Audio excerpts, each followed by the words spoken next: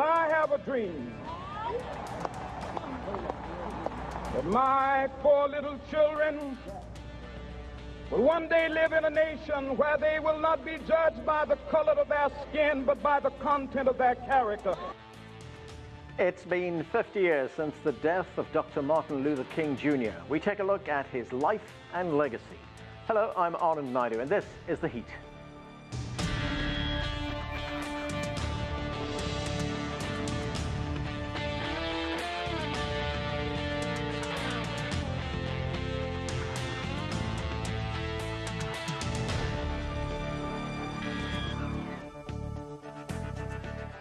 It was April 4th, 1968, when Martin Luther King Jr. was killed while standing on a balcony outside his motel room in Memphis, Tennessee.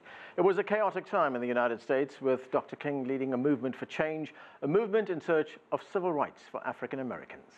CGTN's Jim Spellman takes a look back at the man and his legacy. We're on the move now. Yes, sir. The bombing of our homes will not dissuade us.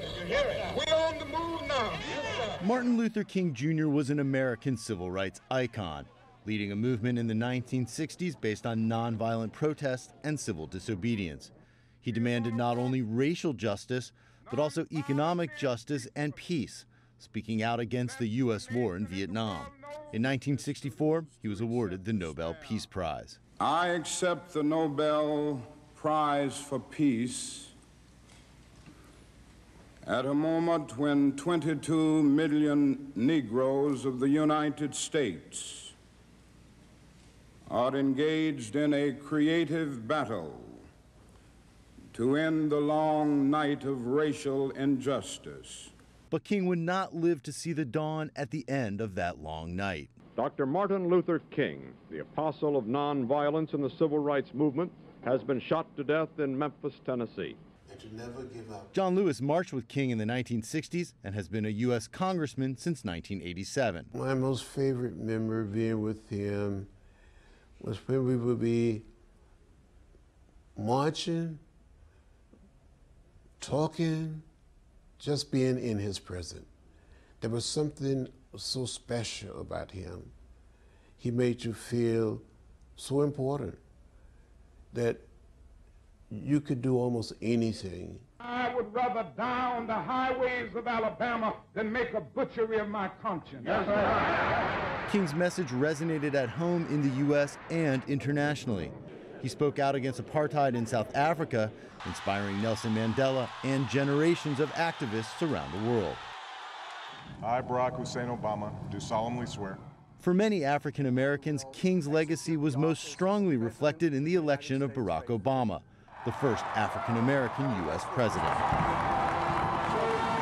Without Dr. King's glorious words, we might not have had the courage to come as far as we have. But many in the civil rights movement fear the progress inspired by King has faded recently. 50 years later, we still have work to do, because there are forces in America, in our society at large, that want to take us back to another time, to another place. Many civil rights activists point to the rise of the racist alt-right movement and a series of shootings of mostly unarmed black men by police officers as signs that there's still more work to be done. The day before his death, King delivered a speech that now sounds prophetic, a challenge for future activists.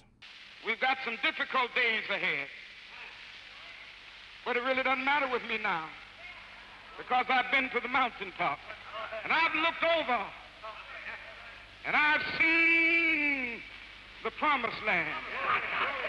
I may not get there with you, but I want you to know tonight that we as a people will get to the promised land. Jim Spellman, CGTN, Washington.